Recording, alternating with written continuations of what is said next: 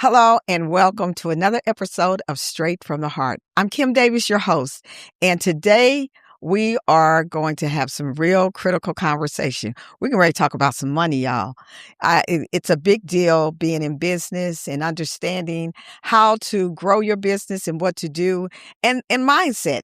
We have a very distinguished guest. He's going to pretend that he's not distinguished, but he's distinguished to me. He's my friend. He has mentored me, and he is someone, if you don't know, you need to know. I know most of you have a copy of Make It Rain. And yes, today, right here from it, straight from the heart, we're going to make it rain. We have Vercie Lark in the studio today, and we are so excited to have you. You know,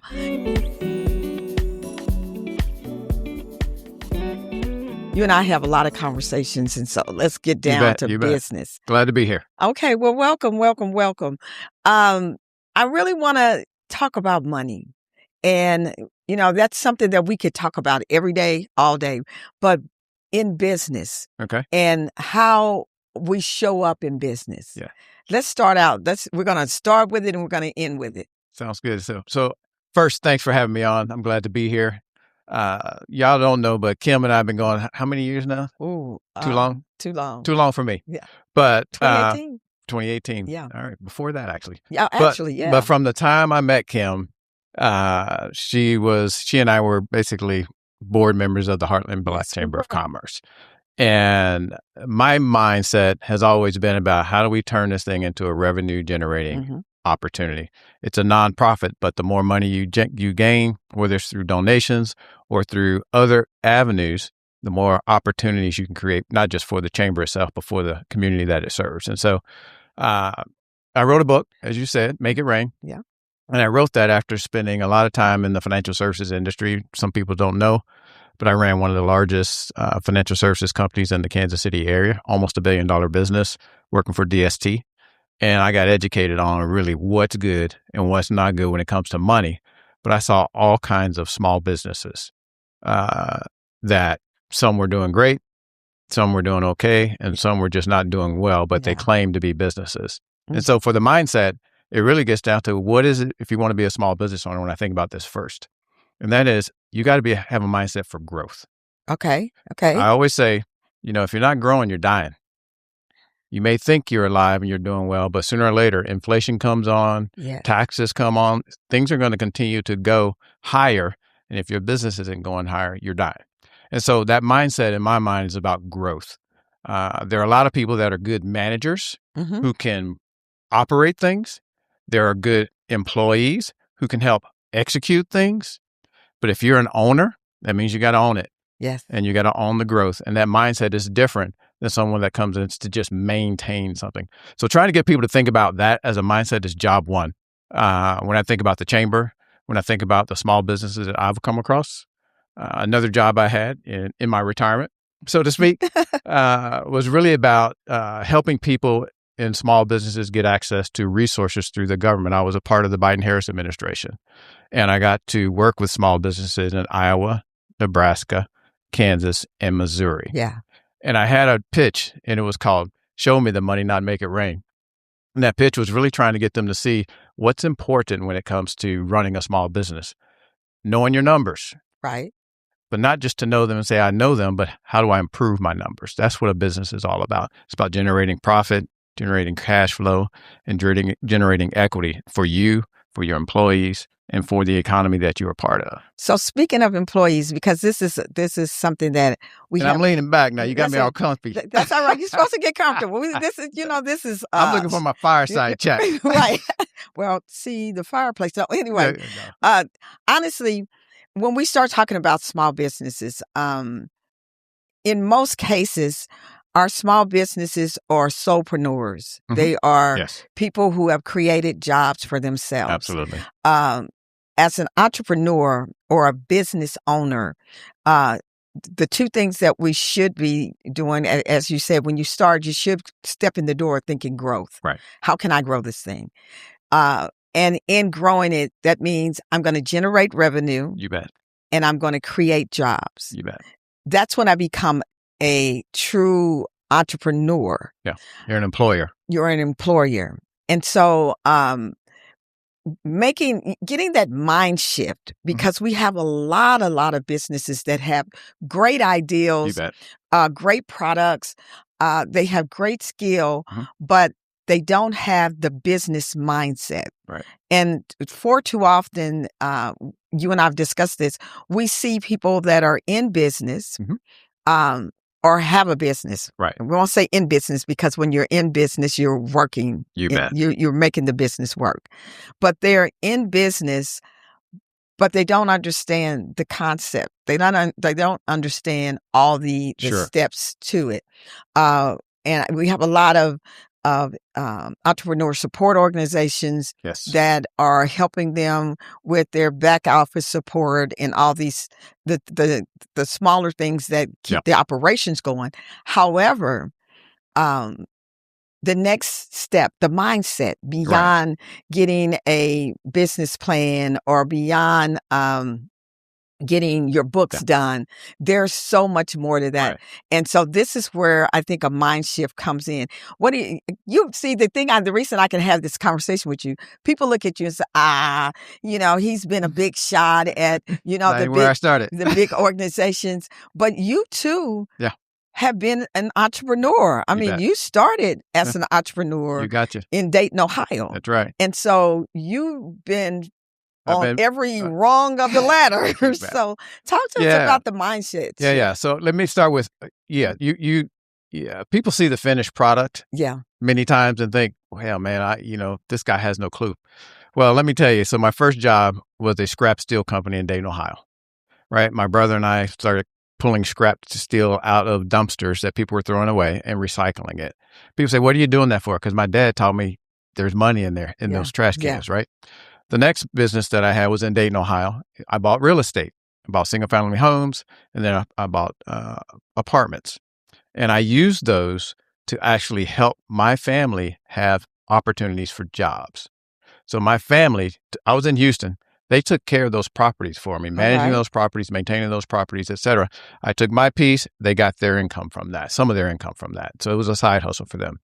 I owned a BP gas station in Dayton, Ohio, off of I-75, right across from what's called the Dayton Mall. You guys won't have a reference to that, but it was about $1 million of income every month. So I went into that, had no clue what it meant to run, build, or grow. But when you got that kind of money coming in, either you figure it out, or you get somebody to help you, or you go out. And I wasn't going to go out of business. So I held on to those, my real estate, my BP gas station. I had an online clothing store after that. I mean, I've done a lot of things, all because I had this idea for growth.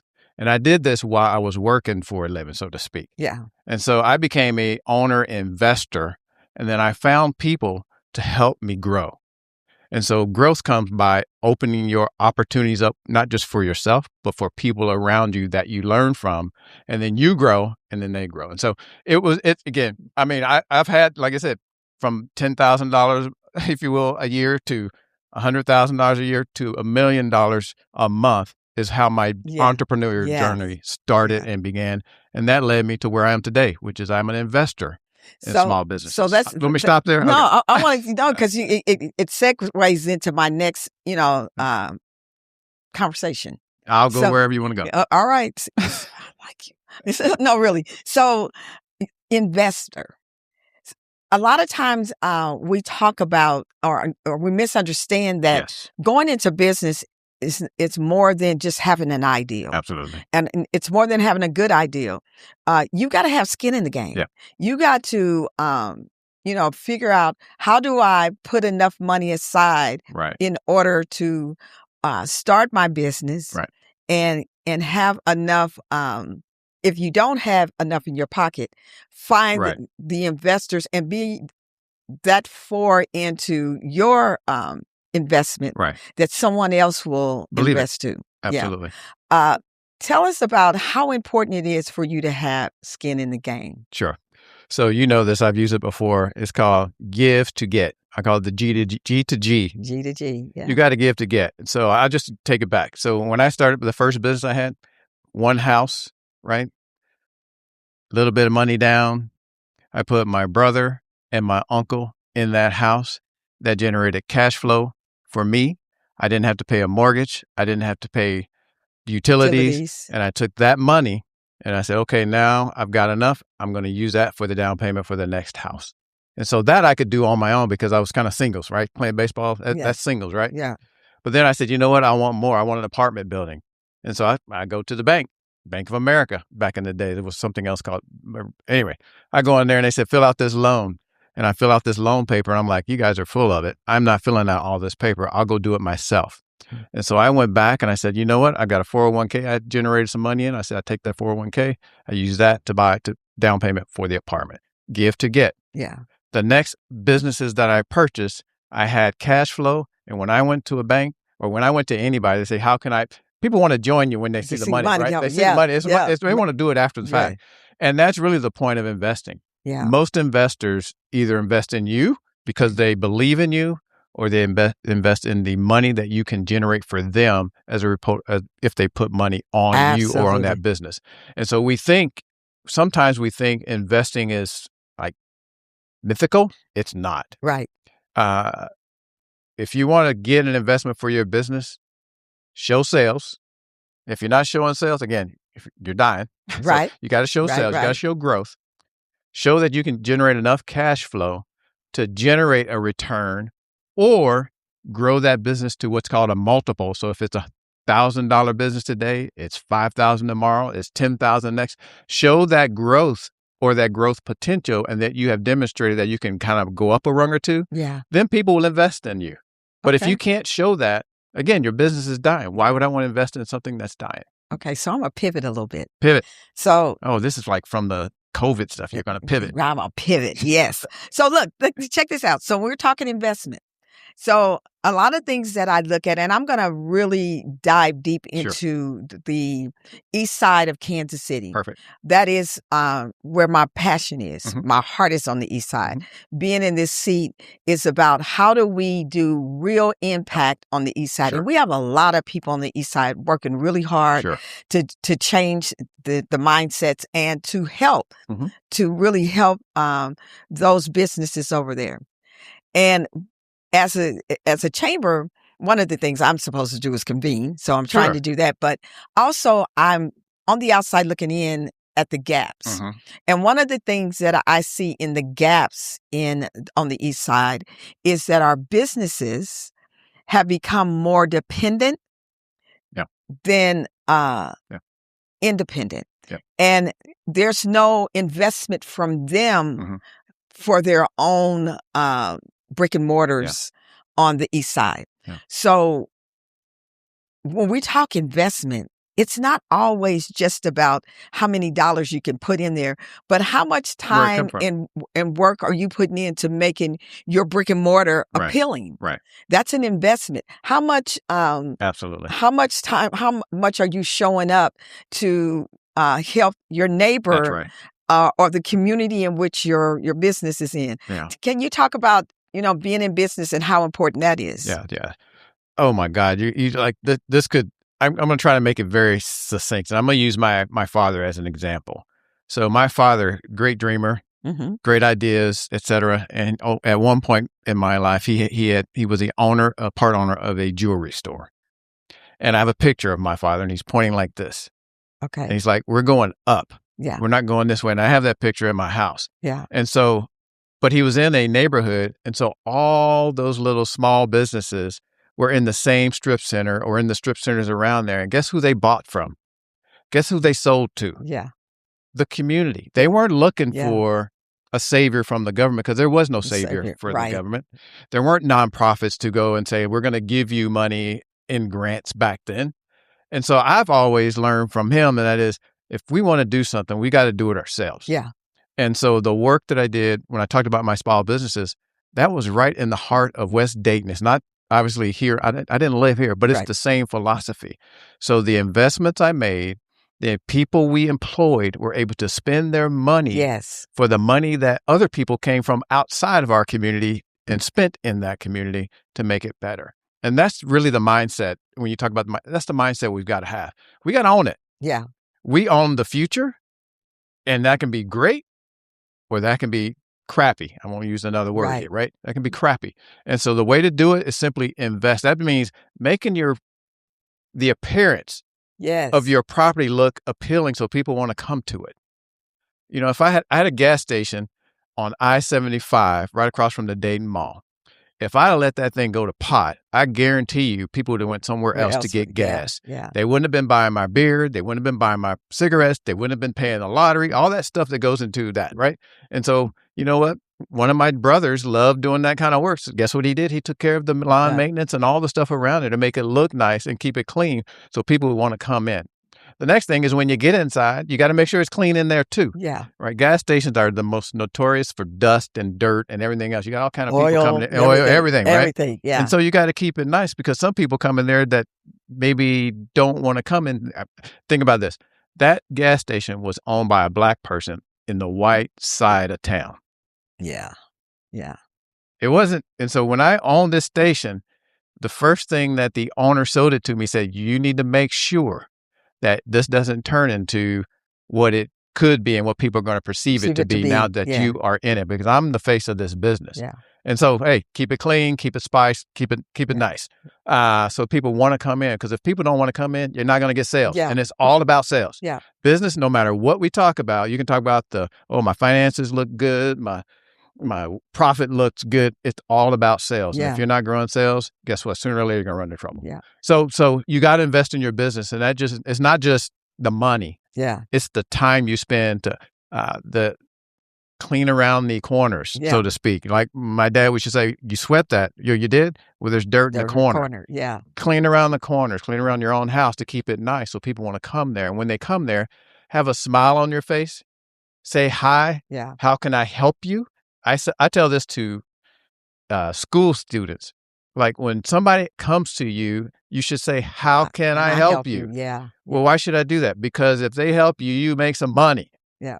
And if they don't help you and you're being whatever, mean or spiteful or just busy doing something else, you don't make money. And if you don't make money, I can't pay you. Right. You know, sorry, I'll get down. I'm sorry, I'm beating on the table here, but that's okay. That's okay. I know y'all don't want that stuff here. Okay. But no, beat on the table. Are you picking up the beats? I can't pay you. I'll do it this way. I can't pay you. They got that. Right. But, you know, it's funny because, you know, my husband owns his own supply store, and he's owned stores for as long as he opened his first store on 41st and Prospect in the 80s. There you go. And even that little store on 41st and Prospect, which is still there, even though he sold it, it was his whole vision was the store had to be clean. Absolutely. The shelves had to be stocked Absolutely. right. Even in my house, my pantry, I have to keep in mind my pantry. Organized. But if you go into his store out here in a shameless plug for Davis Supply on 2nd Street in Lee Summit, people walk in that store, and we just had a not a fundraiser, but an open house, and people were walking in like almost in awe, like they were not expecting this store to be clean, to be stocked, and he is obsessed with that. Yeah. But he has been in business almost 50 years, and he's been successful in business, and it is because that very thing that he invested in. Number one, using his own money, but also he invested in keeping his store appealing, and he has all kinds of customers. I mean, his customers come in every color, every age, gender, So age, and so to your point, the ideal of our investment. This is yours. It's yours. You own it. You own it. So the pride that you put into what you just own. Gave me chills. Go ahead. Keep going. Keep going, Kim. You own it. And so that's really the mindset. When you talk about a shift for me, I got lucky. You know, everybody goes through at some point in your life these little pity parties, right? Yeah. I had mine at the age of 17. Yeah. I got cut from playing basketball. And I go home and I'm whining, and my brother Wesley, he goes, what's wrong with you? He said, who told you life was fair? Right. I was like, and that has stuck with me since I was 17 years old. It's not about what somebody else did for me or didn't do for me. It's not about what I hope somebody's going to do for me. It's like, what am I going to do for myself? Yeah. And for me, whether it's Troost or my Dayton, Ohio, Westwood, where my mom still lives, it's what can I do to make it better, not just for me. I normally wear a shirt that says, love thy neighbor, but for my neighbors who actually are relying on me to bring more revenue, which means more taxes to that community, which means more government assistance in that community, more crime, all the things you need. You raise the taxes, you get more services. Right. And so that's my mindset. Sorry, I'm getting a little preachy here. No, That's my mindset. but it's about the taxes, which means businesses have to be growing. They have to be thriving. Otherwise, people are going to leave and the taxes are going to go. You know what? And you just hit something at the nail on the head. Because, a lot of times, especially in our community, in our culture, we tend to fall back on the tragedies that have happened to us. Right. But then we like to lean into some of the successes, but don't take the time to understand how they were successful. Right. And one of the things we talk about all the time is Black Wall Street. You knew it. You knew I know where she's going. He knew it. Black Wall Street. And we have this mindset that the reason that they were so successful is because the dollar stayed in our community, which it did, but also they knew how to bring the money into the community. Right. They knew how to bring outside dollars into the community and then successfully keep it. But one of the things that they knew how to do was love thy neighbor. Absolutely. And how to work together to make the whole thing work. It wasn't just about the money. Right. It was about the investment. Money is the enabler. It was an investment that they invested into one another without... Because we have a tendency, and I'm going to keep it real, and today in our society, in our culture, we have a tendency to hurt one another. Right. We don't want someone to come in our territory and have a store that may sell what we sell. Or we don't want to have more than one barbershop on this block. And that is not even feasible. It doesn't make sense. So what happens is you limit the number of people that will come into your community because there's not enough there to service everyone. That's right. And that's another mindset shift. Yeah. So it's this is nerdy because I am an engineer by trade. You're a nerd. I like Star Trek. So there's a phrase that comes out of that. It basically says the needs of the many outweigh the needs of the few. Yes. Or the one. Yes. And again, my early days, I'm watching this and this comes on. And I'm like, dude, that makes sense to me. So how do you solve that? That means you need to make sure that the needs of the many are met because of their willingness to do things, not to give them things. Yes. Yes. So my dad would say, basically, a hungry mouth don't get fed. That's right. That's right. You say, go out and do something, go find something. And that means dumpster diving. That's what we would do. And so I came up in a different world where, you know what? My buddies were playing basketball. My senior year, I'm out in the dumpster pulling crap out of there to go take it to recycle it. Yeah. Recycling is cool now, right? Yeah. If I'd known that, I'd be a rich man. A richer man. Recycle. Yeah, because I was going to say. They didn't call it recycle. We called it dumpster diving. We didn't have the cool words. Yeah. But my point is, the mindset is pretty simple. If you truly love thy neighbor, then that means you're going to help thy neighbor feed himself or herself. Oh my God! So you do know that our theory or our theme this year for 2026 is Operation Fish or Project Fish. Absolutely. Teach a man to fish. Man and woman. Yeah, man and woman. Yeah. And so that's to me at the crux of everything. Again, I'm old now and I can tell you all this stuff. I didn't know this stuff when I was 15, 18, 19, 20, 21, 25. I was just simply trying to make it rain, in my own way. But I learned. Yeah, because I'm going to say this. But you understood the concept Absolutely. of I'm going to make this money. Absolutely. And then I'm going to take this money and make this money make some money. And then I'm going to take this money and make this money make some money. And honestly, when you were ready, when you went to the bank, by the time you went to the bank wanted you. Absolutely. They love you. Absolutely. Wanted you. They were like, this is the one. They called me Mr. Lark that time, right? Yeah, they say, Mr. Lark, come in. We want to talk to you. Yeah. Now they want to know me. They want to get to know me and all that. But I'm like, I only need this much from you. Yeah. Because I don't want to be relying on you or anybody else for my future. And that's another thing, that mindset we've got to get our heads around is, did I wear my shirt? What did I wear today? Oh, vote.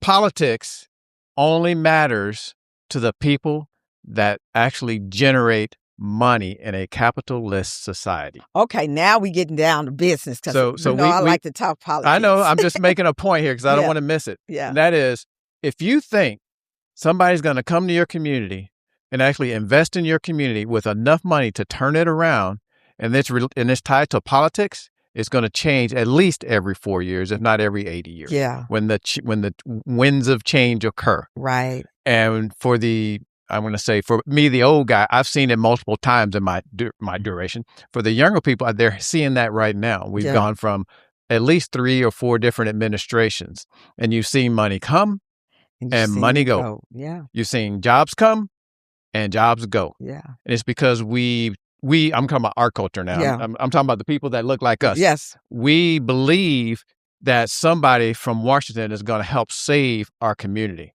Correct. That's not going to happen.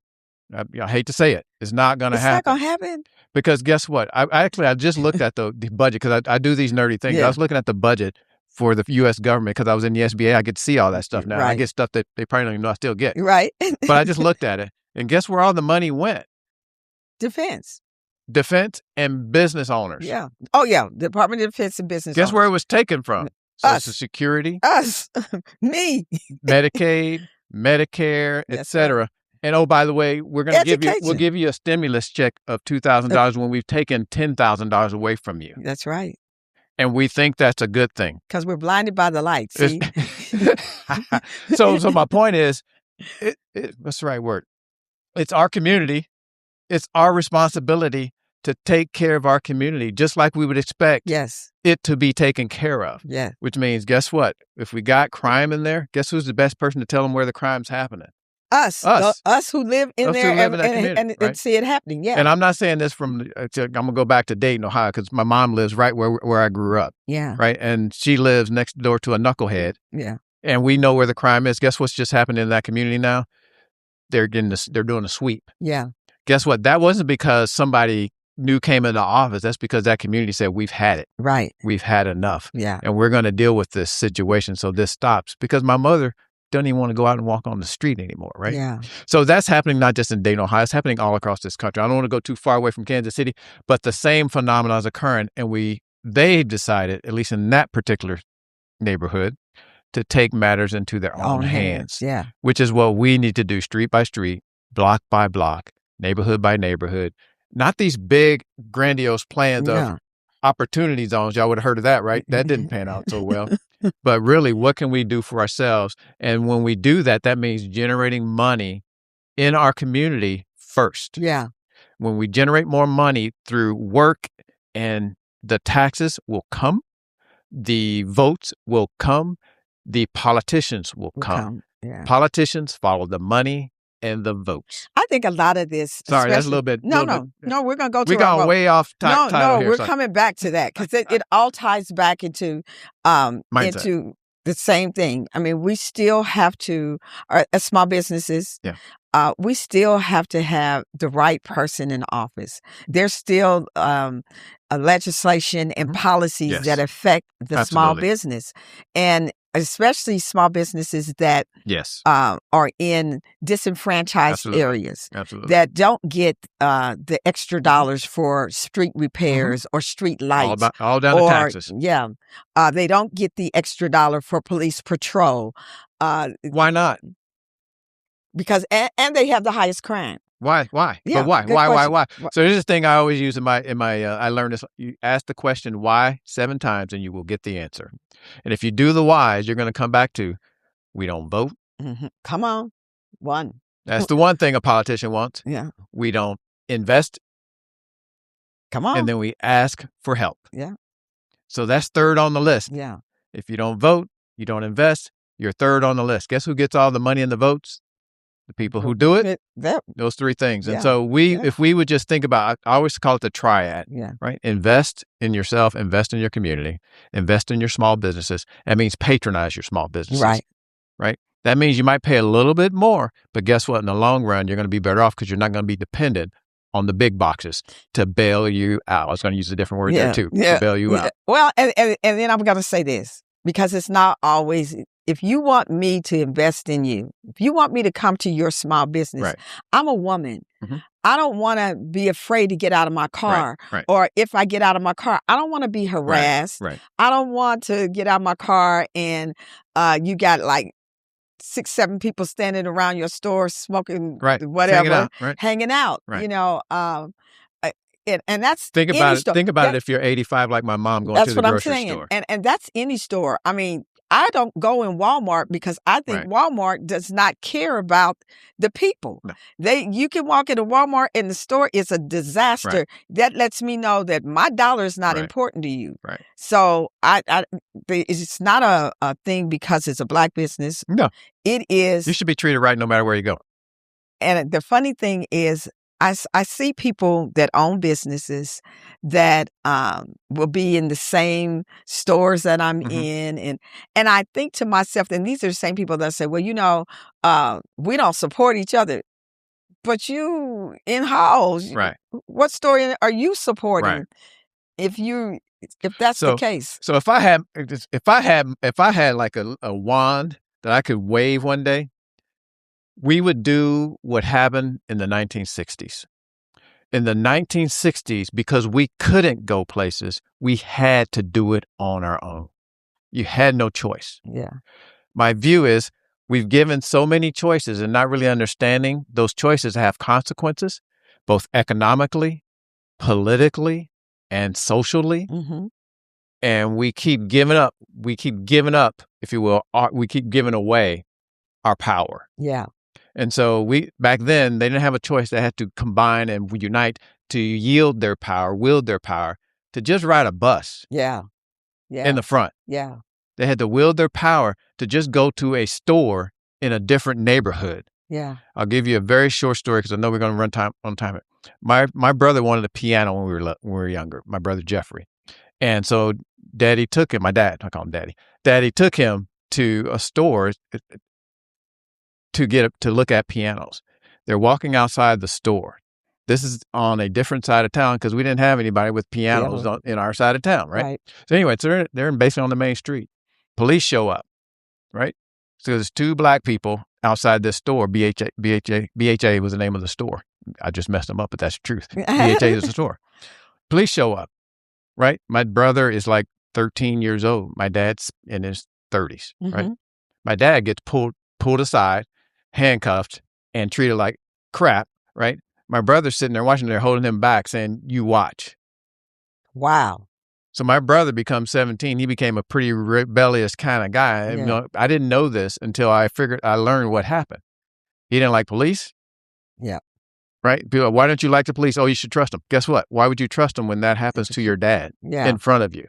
And so they just created. My dad is, your dad's a good guy, working hard, right? Trying to feed his family. And all he wanted to do was look at a piano for his son. Yeah. Yeah. And so people don't deal with these situations because they don't live in our community. Yeah. And because they don't live in our community, they don't understand what people go through from the time they're a teenager to the time they actually act out for real. Yeah. That's what's happening right now. So I say, I wish we could go back because we didn't have an opportunity to go to these places and we had to take care of ourselves. But now that we have those opportunities, that's good. So let's take advantage of them.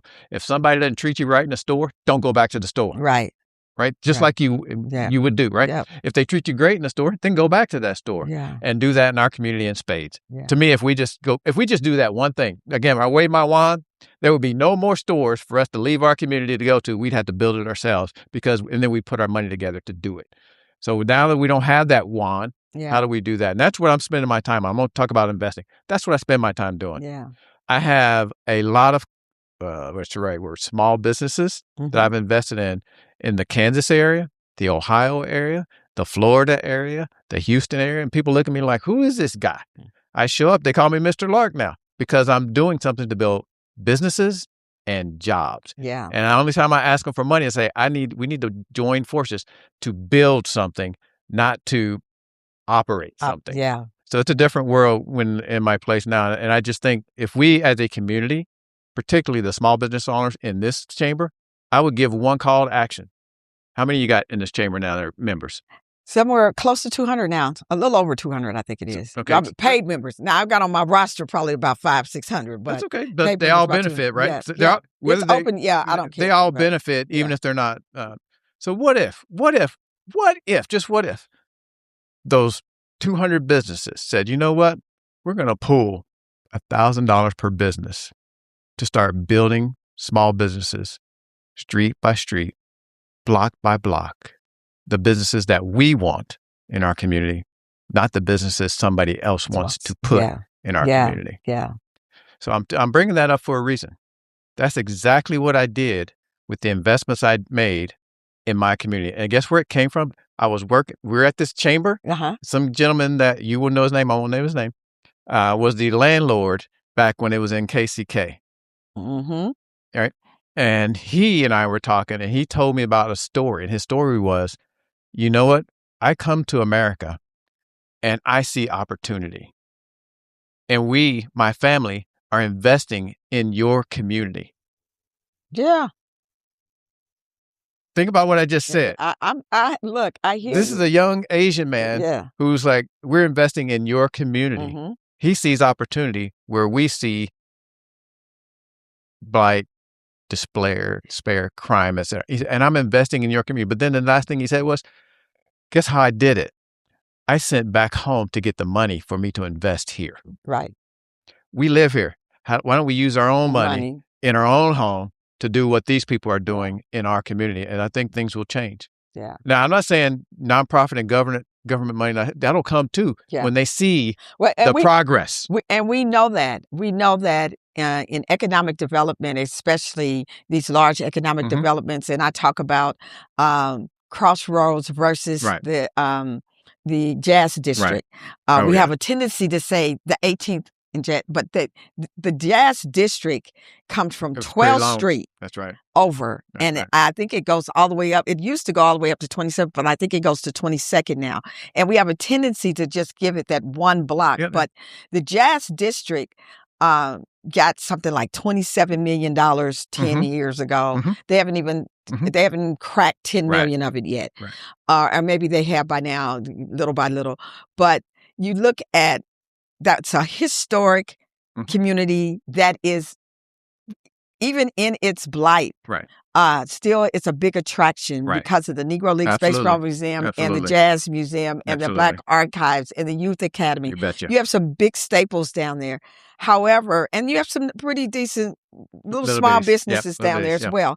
And I don't want to leave them out. But you look at, they took Crossroads, which was a bunch of warehouses. Just a bunch of warehouses. There has no significance other than they were big warehouses. And they have taken and put close to $1 billion, if not $1 billion, into building and structuring and making it a vibrant destination place for people to go. And while still just east of it, we still have the highest crime. That's right. We still have the lowest police presence. That's right. We still have the highest unemployment. Right. We still have the lowest educational outcomes. Yeah. We still have poor housing. We have the largest homeless population. So why? Tell me why. You gonna tell me why?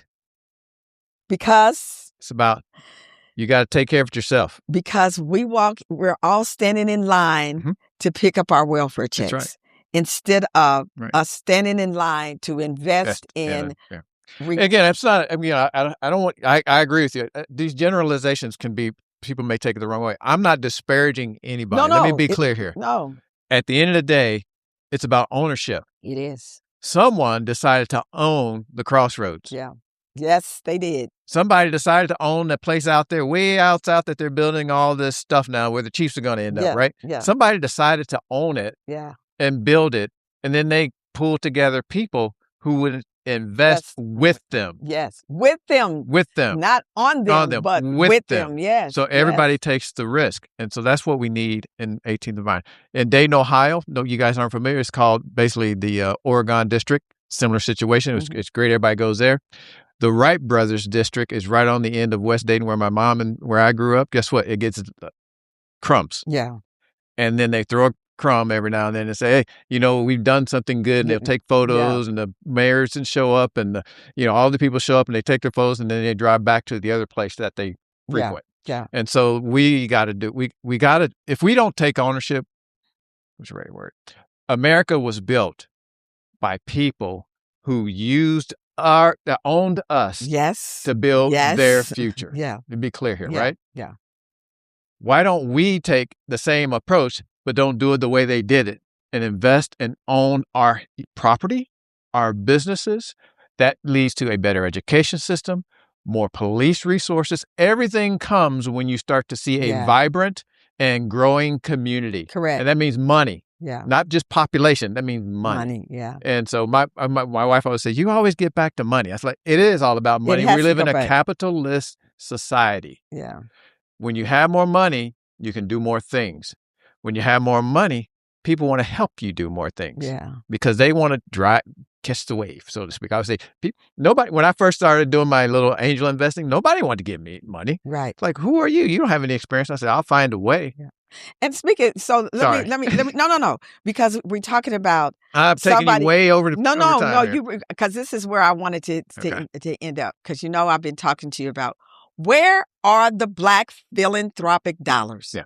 Where are the Black philanthropic dollars? I have worked very hard. You and I we've whiteboarded. Yep. We've done a lot of work to even move the chamber from where it came from. Yeah. And I mean, speaking of which, I remember a time that people wouldn't even call my name, let alone call me Miss Davis. Well, it was Miss Randolph at then, but at the where are the Black dollars? Where are the philanthropic dollars that someone that looks like us, because this is what Black Wall Street had too. Mm-hmm. You had a man there who had taken ownership of the land and was able to invest in the land and invest in others, which in turn, once they got that investment, they reinvested back into what they had.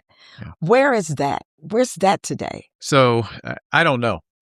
Are you calling me? Are you saying something to me here? No. If you think I'm calling you out, no. So I'm gonna tell you my experience. I can't tell you what's going on. Yeah. I'm a believer. I was a strong believer in giving back, and I shifted after decades of doing a lot of philanthropic investments and spending my time doing that to saying, what is the root cause of the problems that we faced in America? And the problems we faced in America is the owners of businesses vacated the places where we live now. My travels across this 4 states, I saw it in Hispanic communities, white communities, Black communities, Asian communities. You can just go down the list. They are living in places that mirror what you see on Truths. And what you see, and because those businesses that built those communities left. Yeah. And they left. I was a part of that. I have to take credit for this. Bad.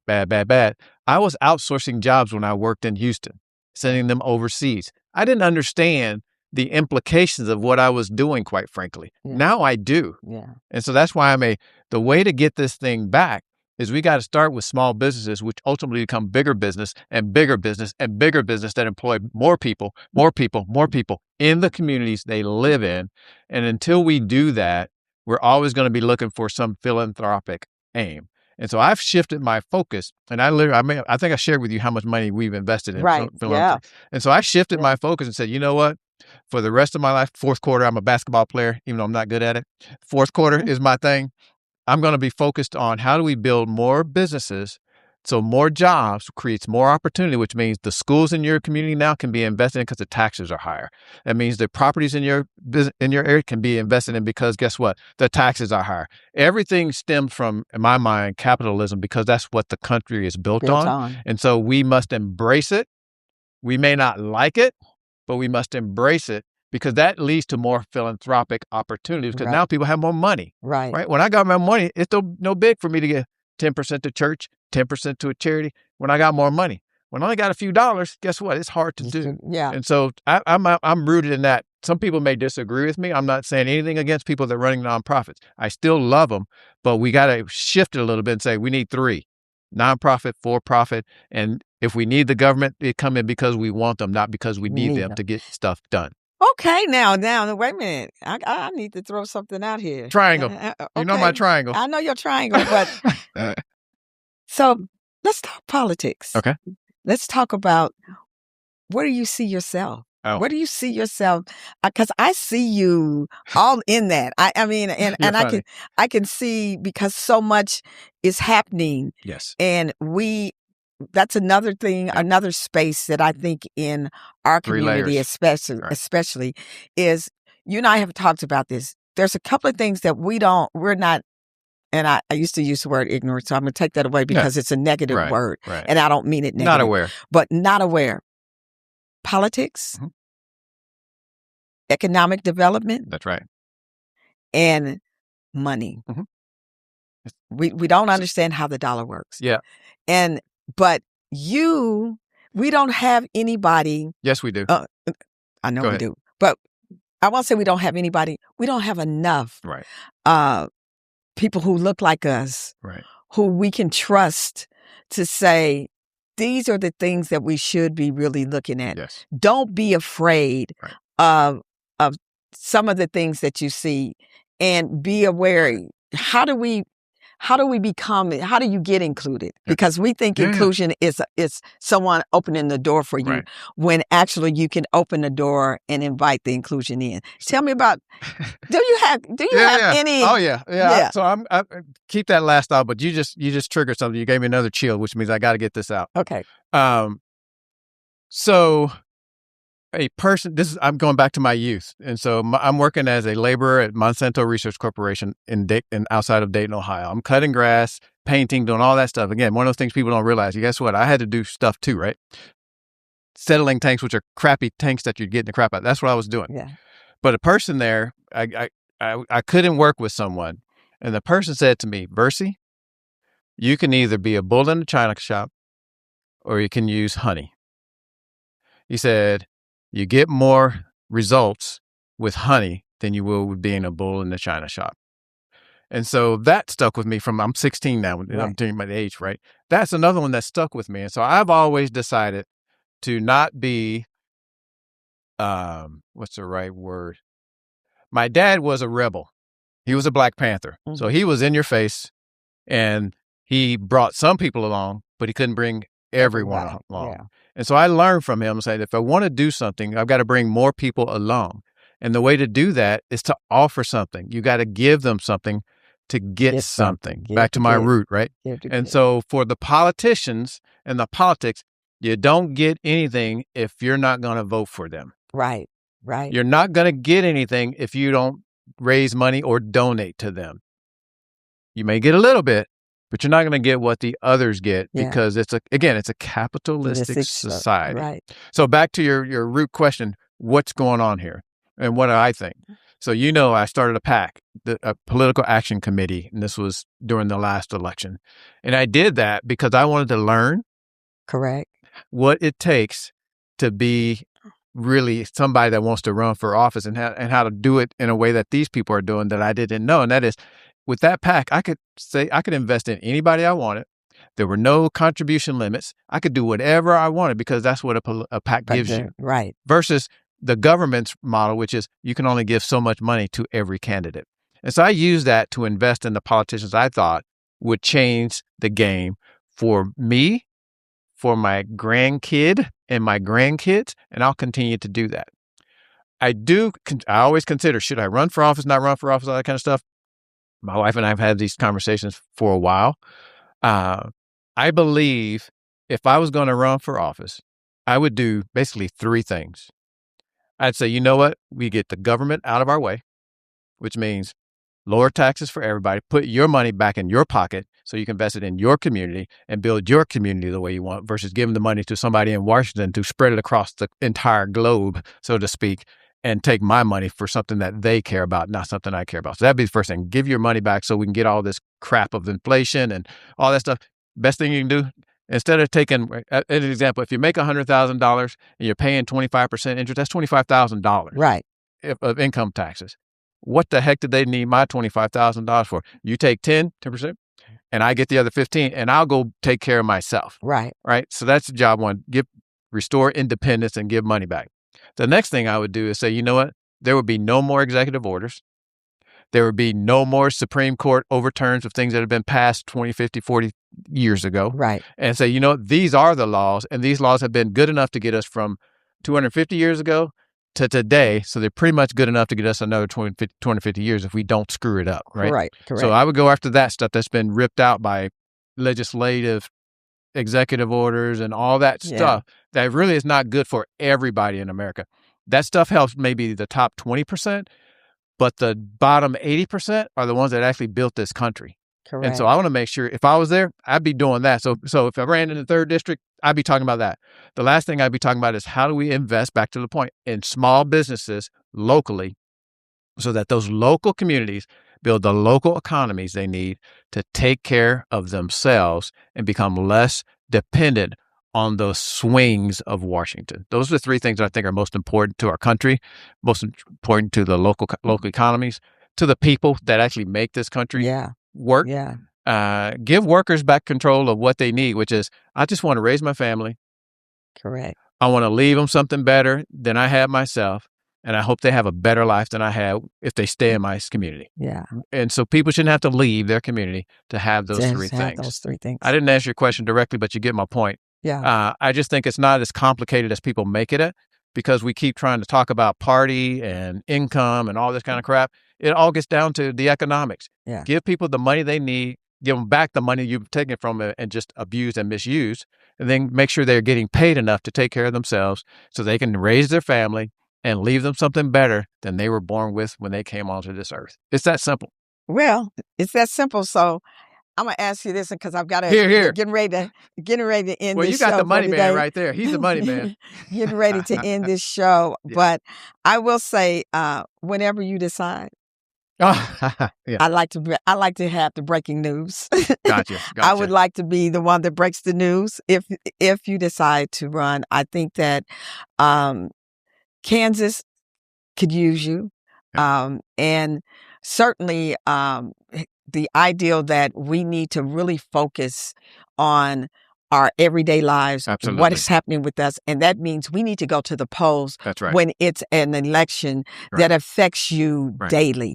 And understanding what affects you daily are your local, your city, everything's local, your state. These are the things that are going to affect your day to day. And again, I love the idea that we take back. It's ours.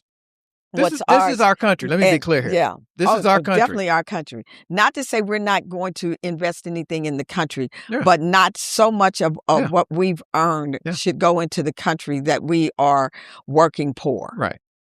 Well, I'm sorry, you guys. This is going to have to end our session for today. I love having Vercie. We've had a couple of podcasts before, but it's been a while. I hope that you will commit on camera to come back as often as we need you. Here's what I'll do. I know you got to close. I will. You know me. I always go where I see change occurring. Or I go to start the change, and then I say, okay, it's time for somebody else to take over. Correct.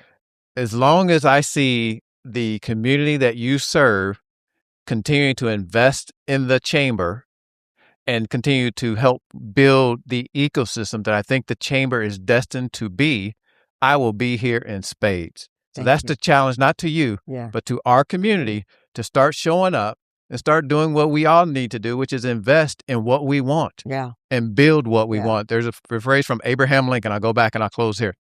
The best way to predict the future is to create it. That's right. And if we want to predict it, then we've got to create it. So you heard that straight from the heart. I want to say thank you, Vercie, for coming in and giving us some real gems like you always do. It's always a pleasure to sit and talk with you. Some of them hidden cameras, if we had a hidden camera. Anyway, I want to say thank you to my team, AGA Production. I'm telling you, without AGA Production, I would be nothing. But thanks again. Thanks, Ron, who is the cameraman and the sound person that takes care of me. Thank you, Brittany, who is my marketing guru. And thank you, AGA, Corey, and Khalid for just believing in me and supporting in me. Till next time, see you again from Straight from the Heart.